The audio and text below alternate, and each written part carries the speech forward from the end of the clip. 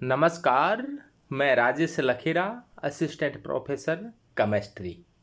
आज अपना टॉपिक है nomenclature of coordination compound. Coordination compound में क्या होता है, देखो कि एक लिगेंड होता है, लिगेंड के पास लोन पेयर होते हैं और एक सेंट्रल एटम होता है, सामान्यतः सेंट्रल मेटल कहते हैं अपने। और ये लोन पेयर सेंट्रल मेटल को डोनेट किए जाते हैं, कोऑर्डिनेट बॉन्ड का निर्माण होता है और ये लिगेंड संख्या में अधिक हो सकते हैं। मान लिया कि ये संख्या में कितने लिगेंड जुड़े हुए हैं, एन लिगेंड जुड़े हुए हैं। तो इस प्रकार से एक कोऑर्डिनेशन कंपाउंड का निर्माण होता है।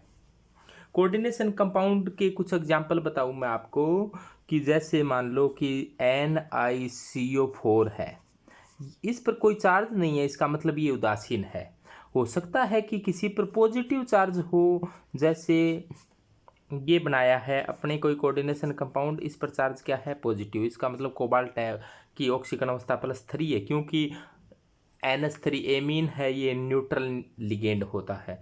हो सकता है कि किसी पर चार्ज नेगेटिव हो, जैसे F है 6-3।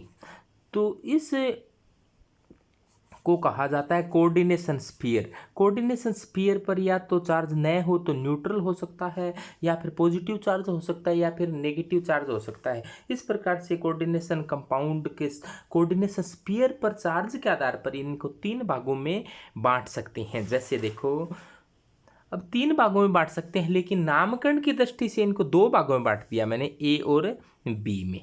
ए का मतलब है कि जिस पर या तो चार्ज न हो या फिर पॉजिटिव चार्ज हो, उनका नाम एक तरह से ही दिया जाता है, इसीलिए इसको क्या कह दिया, ए पार्ट कह दिया। और दूसरा, उस बांटा की कोऑर्डिनेशन स्फीयर पर चार्ज है वो नेगेटिव है। तो 2 प्रकार से नामकरण देंगे, एक तो या तो चार्ज न्यूट्रल हो, कुछ भी चार्ज न हो, या पॉजिटिव, उनका नामकरण है, नोमेनक्लेचर वो एक तरीके से दिया जाता है। और दूसरे के अंदर या तो इस पर चार्ज नेगेटिव हो तो उसका नामकरण है वो अलग तरीके से दिया जाता है। सबसे पहले न्यूट्रल या पॉजिटिव चार्ज वाले कोऑर्डिनेशन कंपाउंड या कॉम्प्लेक्स कंपाउंड का नोमेनक्लेचर कैसे होता है वो समझो। तो इसके लिए अपने सबसे पहले अपने लिखेंगे नेम ऑफ लिगेंड। सबसे पहले नेम ऑफ लिगेंड लिखेंगे, नेम ऑफ लिगेंड, लिगेंड का नाम लिखेंगे और इनका संख्या दर्शाते हुए लिखेंगे। जैसे एन है, यदि यहाँ पर एन का मान 2 है तो डाई कहेंगे, 3 है तो ट्राई कहेंगे, 4 है तो ट्रेट्रा कहेंगे, यानी कि डाई ट्राई ट्रेट्रा शब्द काम में लेंगे। एक इम्पोर्टेंट बात, यदि लिगेंड के नाम में डाई ट्राई ट्रेट्रा आदि शब्द काम आते हैं तो डाई ट्राई ट्रेट्रा की जगह 20 से 30 ट्रेट्रा किस काम में लेंगे, डाई ट्राई ट्रेट्रा तो तब काम में लेंगे जब यदि लिगेंड में ऐसे कोई शब्द नहीं आते हो तो डाई ट्राई ट्रेट्रा काम में लेंगे। यदि डाई ट्राई ट्रेट्रा पहले ही लिगेंड में आ रहा है तो डाई की जगह क्या काम में लेंगे, 20, ट्राई की जगह 30 काम में लेंगे, ट्रेट्रा की जगह ट्रेट्रा किस, पेंटा किस, एक्सा किस, इस प्रकार से काम में लिए जाते हैं। एक और बात ध्यान रखने वाली है कि यदि लिगेंड संख्या में अधिक हो तो उनको अल्फ़ाबेटिकल क्रम में व्यवस्थित करते हैं, और अल्फ़ाबेटिकल क्रम लिखते समय डाई ट्राई ट्रेट्रा या बिस ट्रिस ट्रेट्रा किस ये काम में नहीं आते, यानी कि डाई ट्राई ट्रेट्रा या बिस ट्रिस ट्रेट्रा किस अल्फ़ाबेटिकल के निर्धारण में काम नहीं आते। ये केवल लिगेंड की संख्या को बताते हैं और लिगेंड की संख्या को अपने एन है। यदि एक बात और ध्यान दो, यदि एन जो लिगेंड की संख्या और एल जो लिगेंड है ये मोनोडेंटेड लिगेंड है, यानी कि एक दंतुक लिगेंड है, तो ये एन है वो कोऑर्डिनेशन नंबर के बराबर होगा, यानी कि समन्वय संख्या कोऑर्डिनेशन नंबर के बराबर होती है। लिगेंड के नाम के पश्चात सेंट्रल एटम का नाम लिखा जाता है, यहाँ पर जैसे एम से दर्शाया है, क्योंकि ये सामान्यतः मेटल होता है। तो सेंट्रल एटम का नाम लिखते हैं तो वो इनमें इंग्लिश वाला नाम लिखा जाता है। कौन सा नाम लिखा जाता है, इंग्लिश नेम। इंग्लिश नेम और कुछ नहीं है, जैसे मान लो एजी है, एजी हो तो क्या नाम लिखेंगे, एजी का सिल्वर कह देंगे, यानी कि इंग्लिश वाला नाम लिखना है। अपने जैसे पीबी है तो इसको क्या कह देंगे, लेड कह देंगे।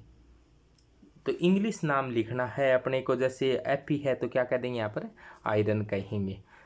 यानी कि जब पॉजिटिव या न्यूट्रल हो तो इंग्लिश वाला नाम लिखना होता है, और बाकी का सामान्य नाम इंग्लिश और लैटिन नाम एक जैसे ही हैं। और इनके साथ ऑक्सीडेशन स्टेट लिखी जाती है ब्रैकेट में, रोमन संख्या के अंदर ऑक्सीडेशन स्टेट लिखी जाती है। और यदि चार्ज हो तो आयन शब्द काम में लिया जाता है।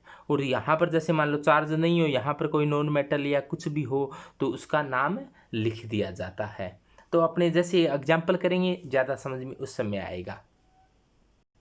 यदि चार्ज नेगेटिव हो तो केवल एक अंतर है इसमें कि यहाँ पर नाम जो इंग्लिश नेम था यहाँ पर लैटिन नाम आएगा, और लैटिन नाम प्रतीक वाला नाम होता है, जो सिंबल दिए हैं अपने तत्वों के प्रतीक वाला। जैसे Fe है तो Fe के साथ, जैसे यहाँ पर तो Fe आयरन कहा था, यहाँ पर Fe को क्या कहेंगे, फेरेट कहेंगे। Fe को क्या कह देंगे, फेरेट कह देंगे। यानी कि नाम के साथ क्या जोड़ा जाता है, अपने 8 शब्द जोड़ा जाता है इसमें, और प्रतीक वाला नाम आएगा। जैसे यहाँ पर Ag है तो सिल्वर नहीं कहकर क्या कहेंगे, यहाँ पर Ag आएगा तो अर्जेंटेट कहेंगे। क्या नाम देंगे, अर्जेंटेट कहेंगे अपने। जैसे आगे एग्जाम्पल आएगा तो और ज़्यादा समझ में आएगा आपके। और नाम में इसमें देखो कुछ भी नहीं जोड़ा था, और इसके नाम के साथ क्या जोड़ा जाता है, 8 जोड़ा जाता है। और यहाँ पर भी ऑक्सीडेशन स्टेट दर्शाई थी, यहाँ पर भी ऑक्सीडेशन स्टेट ब्रैकेट में दर्शाते हैं। यदि चार्ज है तो आयन लगाएंगे, यदि चार्ज नहीं होता, यहाँ पर कुछ भी होता है, बाहर कुछ भी हो तो उसकी संख्या नहीं दर्शाई जाती। संख्या केवल कोऑर्डिनेशन स्फीयर की दर्शाई जाती है। कोऑर्डिनेशन स्फीयर का मतलब जिस प्रकार से ये लिखा जाता है, कोऑर्डिनेशन स्फीयर इस प्रकार से, यानी कि इसमें जो मेटल और लिगेंड लिखे जाते हैं तो नोमेनक्लेचर में मेटल की संख्या और लिगेंड की संख्या ही दर्शाई जाती है। और जैसे यहाँ पर कोई बैठा हो, बाहरी आउटर मेटल यहाँ पर कोई हो, उसकी संख्या नहीं दर्शाते। जैसे मान लो कि K4Fe प्रकार का कोई कॉम्प्लेक्स हो, तो ये K4 नहीं कहेंगे, अपने टेट्रा पोटेशियम नहीं कहकर सिंपल पोटेशियम ही कहेंगे। पोटेशियम हेक्सासाइनोफेरेट सेकंड इसका नाम होता है, वो आगे आपके ध्यान में आएगा। यानी कि बाहर वालों की, इस डब्बे से जो बाहर बैठा है उनकी संख्या को नहीं दर्शाते हैं, बाहर वालों की संख्या नहीं दर्शाते। ये बात तो जैसे यहाँ है वैसे यहाँ है कि यदि लिगेंड संख्या में अधिक हो, एक जैसे है तो कोई दिक्कत नहीं है। यदि संख्या में अधिक हो तो पहले कौन से का नाम लिखें, बाद में कौन से का लिखें, तो वो कैसे लिखना है, आपको अल्फ़ाबेटिकल रूप से लिखना है। जो अल्फ़ाबेटिकल क्रम में पहले आता है उसको पहले लिखो, बाद में आता है उसको बाद में लिखो। यदि संख्या में ज़्यादा है, 2 है तो डाई लगाएंगे, 3 है तो ट्राई लगाएंगे, 4 है तो ट्रेट्रा लगाएंगे। यदि लिगेंड में पहले से डाइट्राइट्रेट्रा हो तो बिस ट्रिस्टेट्रा किसे काम में लिए जाते हैं। या फिर डाइट्राइट्रेट्रा शब्द लगाने से लिगेंड का नाम ही परिवर्तित हो रहा हो तो आप बिस ट्रिस्टेट्रा किसे लगाते हैं। पर एक बात और ध्यान रखना, बिस ट्रिस्टेट्रा किस शब्द लगाने के बाद में आगे वाला जो नाम है उसको ब्रैकेट में लिखा जाता है, आगे वाले नाम को ब्रैकेट में लिखते हैं। तो बिस ट्रिस्टेट्राकिस लगाएंगे तो बिस ट्रिस्टेट्राकिस के बाद में जो भी लिगेंड है उसके नाम को आप ब्रैकेट में ज़रूर लिखेंगे। तो कॉम्प्लेक्स कंपाउंड के अंदर जो कोई सेंट्रल एटम होता है उसकी ऑक्सीडेशन स्टेट लिखनी होती है। तो ऑक्सीडेशन स्टेट कैसे ज्ञात की जाती है, तो ये बहुत ही सिंपल तरीका है कि सभी की ऑक्सीडेशन स्टेट का जो योग है वो ऊपर उपस्थित आवेश के बराबर है। यहाँ पर कोई आवेश नहीं है तो इसका जोड़ है वो 0 के बराबर होगा। या फिर अपने ऐसे कहो कि जो कोऑर्डिनेशन स्फीयर है, कोऑर्डिनेशन स्फीयर अपने कहा था इसको, इस पर जो आवेश है तो इतने इतने का जो योग है, यानी कि मेटल और लिगेंड की ऑक्सीडेशन स्टेट का योग है वो कोऑर्डिनेशन स्फीयर पर उपस्थित चार्ज के इक्वल होगा।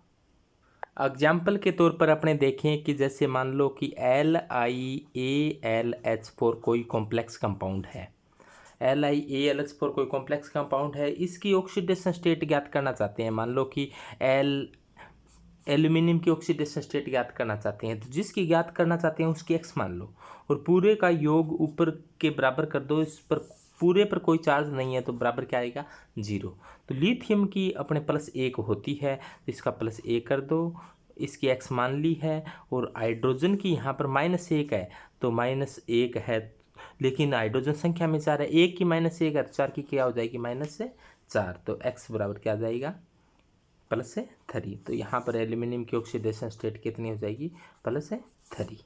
इस प्रकार से आपको ज्ञात करनी।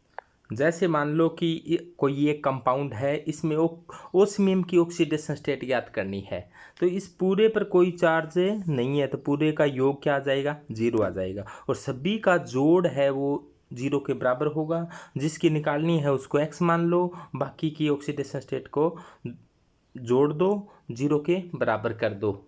तो यहाँ पर ओस्मियम की ऑक्सीडेशन स्टेट क्या होगी, इसको इस प्रकार से समझो। जैसे मान लो ये कंपाउंड है, इस पर पूरे पर कोई चार्ज नहीं है, तो इसका जोड़ क्या आएगा 0 के बराबर आएगा। अब देखो सोडियम पर +1 होता है, 2 पर कितना हो जाएगा +2 का हो जाएगा। उसमें की निकालनी है अपने x मान लिया, Cl की -1 होती है तो 5 की कितनी हो जाएगी -5। नाइट्रोजन की, अब कई बार अपने कन्फ्यूजन हो जाती है, नाइट्रोजन की +3 है +5 है, तो आप कोई सिंपल सा कोई कंपाउंड देख लो। नाइट्रोजन का सिंपल सा कंपाउंड मान लो कि यहाँ पे जैसे मान लो NH3 है, हाइड्रोजन हटा दें, हाइड्रोजन प्लस के रूप में जाएगा, तो नाइट्रोजन पर कितना बचेगा, इस पर +3 है तो इस पर -3, तो इसकी क्या है यहाँ पर -3। तो अब देख लो ये प्लस का 2 है, माइनस का 8 है, तो क्या बचा -6, तो x -6 बराबर 0, तो x को इधर ले जाओ, तो x बराबर क्या आ जाएगा +6। यदि कंपाउंड थोड़ा सा बड़ा हो, इस प्रकार का कोई कंपाउंड हो, तो ये देखने में बड़ा लगता है, लेकिन ये भी बहुत ही सरल होते हैं। अब देखो जैसे मान लो आपको पीडी की ज्ञात करनी है, तो पीडी की ज्ञात करनी है, तो पीडी वाले को क्या मान लो x मान लो, इस पूरे पर कोई चार्ज नहीं है, बराबर क्या कर दो 0 कर दो। जैसे देखो पीडी 2pd होगी, तो इसको क्या कर दिया 2x कह दिया। अब देखो Cl पर -1 होता है, तो Cl कितनी है 1 2 3 4, तो 4 पर क्या हो जाएगा माइनस का 1 पर -1 है, तो 4 पर कितना हो जाएगा -4।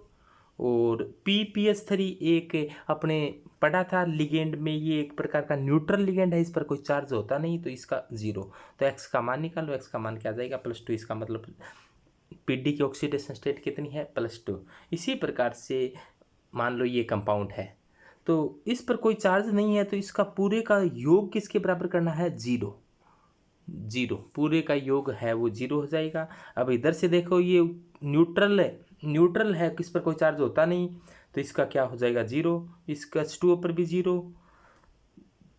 और कोबाल्ट की ज्ञात करनी है, तो कोबाल्ट 2 कोबाल्ट है, तो इसकी x मान लो, तो क्या हो जाएगी 2x। इस पर कोई चार्ज है नहीं, तो 4 × 0 प्लस है।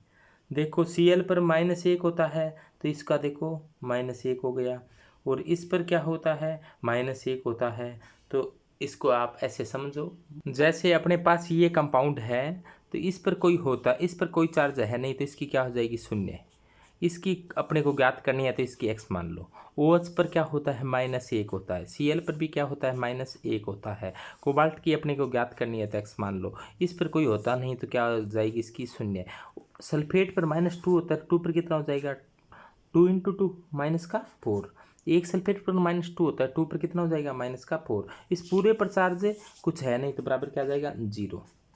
तो अब तो x का मान ज्ञात करना है। देखो x और x क्या हो जाएगा 2x से -2 और -4 -6, तो -6 बराबर क्या है 0, -6 को इधर ले जाओ, 2x बराबर क्या हो गया +6, तो x बराबर क्या जाएगा +6/2, तो +3। इसका मतलब यहाँ पर कोबाल्ट की जो ऑक्सीडेशन स्टेट है वो कितनी है +3 है। ये कोई एक कॉम्प्लेक्स कंपाउंड है, इसको ये पहली बात तो ये कोई 2 कॉम्प्लेक्स कंपाउंड नहीं है, एक ही कॉम्प्लेक्स कंपाउंड है। इसमें जो पीटी की ऑक्सीडेशन स्टेट आपको पूछी है, तो इस प्रकार के जो क्वेश्चन है उनको ऑप्शन देखकर सोल्व करना चाहिए। पहले ऑप्शन देखना चाहिए कि 4 ऑप्शन कौन कौन से दिए हैं, ऑप्शन देखकर सोल्व करोगे तो बहुत ही सरल काम है। देखो पीटी की क्या है x मान लो, इसके कोई है नहीं तो 0, इसकी x मान ली, Cl की -4, इस पूरे पर चार्ज क्या है नहीं, तो चार्ज क्या जाएगा 0, तो क्या जाएगा 2x - 4 बराबर 0, तो 2x बराबर क्या हो जाएगा 4, तो x बराबर क्या आ जाएगा 4/2, तो कितना आ जाएगा 2।